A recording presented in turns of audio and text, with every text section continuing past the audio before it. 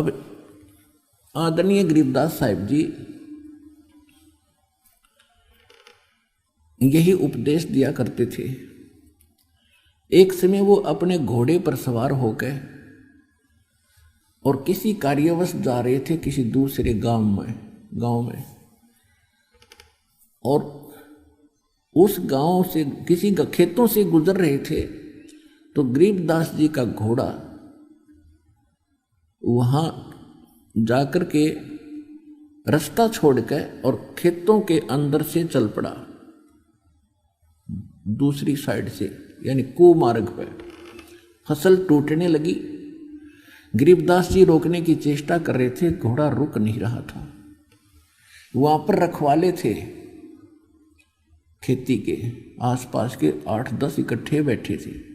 वो लेकर लठ और चले और घोड़े के और उस गरीबदास जी का मारने लग गए। इसका दिमाग खराब हो गया, घोड़ा के हो गया तो चौधरी पाक गया और यो भी नहीं देखता हमारी फसल तोड़ दी, मुश्किल से तो तैयार करी है, मेहनत की मजदूरी शरीय। ऐसे बोलते हुए कि तेरा दिमाग खराब हो गया, तेरे सेट करते हरामजादे, ये कर दिया वो कर दिया, मारने के लिए कि तू हमारी फसल के बीचों बीच घोड़ा ले जा रहा है। अब जो ही निकट आए उन्होंने ऐसे लठ उठाए, वो जाम हो गए नो के नो, इस एंगल पर बस, ना इधर हो रहे हैं ना आगे पीछे बढ़ रहे हैं, स्तब्ध हो गए, चेतन नो के नो। तो इस बात से वो समझ गए कि यो आम व्यक्ति नहीं है।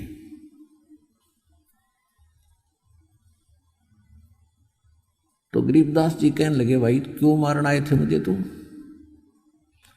वो कहने लगे, जी पहले हमने कुछ नॉर्मल करो तो बोलेंगे, हमारी तो सांस भी ना आती हमें। ने बोला लेकर दिए नॉर्मल। अब फिर उनका कहा दो था उनको धमकाने और खुरकाने का, हाथ जोड़ के लठ घेर के खड़े हो गए।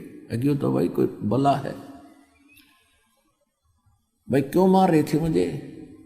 कि इसलिए मार रहे थे जी, आप रास्ता छोड़ के घोड़ा आपका इधर आ गया था। भाई पशु है, ये मेरे बस से बाहर था। आपको पता मैं कितना कोशिश कर रहा था, जानबूझ कर लाया हूं, तो भी तुम ऐसा करते अच्छे लगते। राह चलते आदमी को तो वैसे फिर भी नहीं करना चाहिए। अरे भले आदमी, तुम्हारा शिष्टाचार भी खत्म हो गया।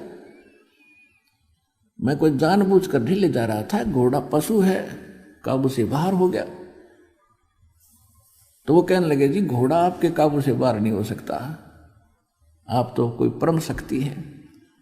परमात्मा बोले,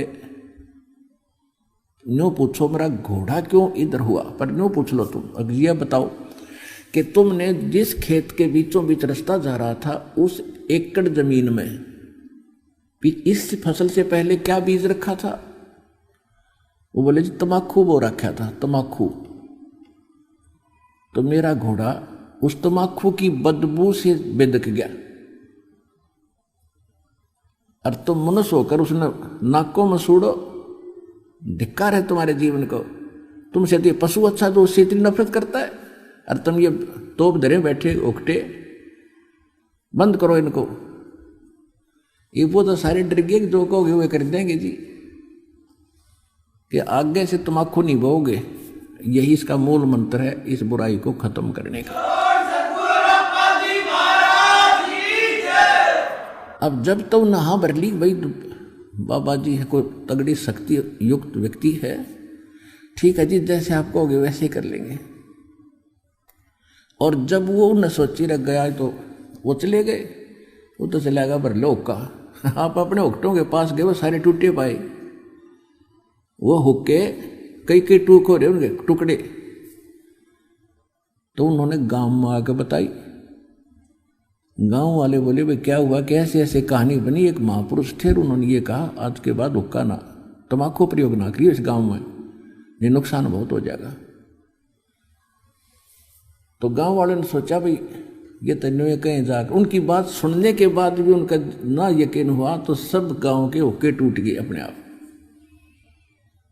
फिर भी किसी ने लाने की कोशिश की तो उनको हानि होने लगी। उसके बाद उस गांव में हुक्का बंद हो गया। यहाँ जींद के पास एक गांव है, मेरा नाम याद कोई नहीं, भूल गया उसका। उस गांव में आज कोई खेड़ी खैड़ी गांव है जींद के पास, उसमें आज तक भी हुक्का प्रयोग नहीं करते।